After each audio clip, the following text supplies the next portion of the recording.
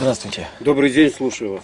Скажите, у вас есть что-нибудь от кашля? Ну, конечно, у нас много разного. У вас какой кашель? Сухой, мокрый? Нет, вы не поняли. Кашель не у меня. Кашель моей супруги.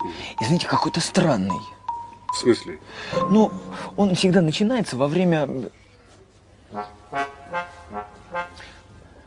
секса. Странно.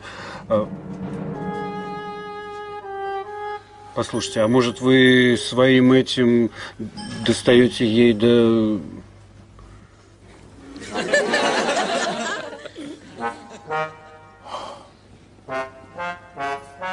И что ж теперь делать-то, а?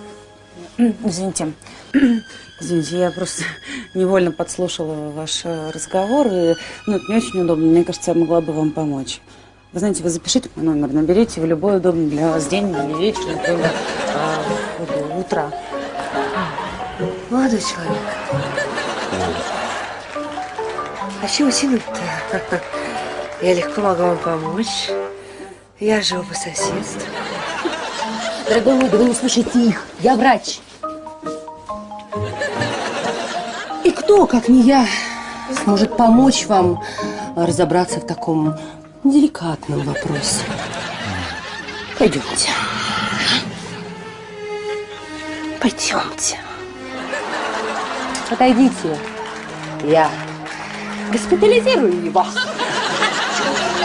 Я так давно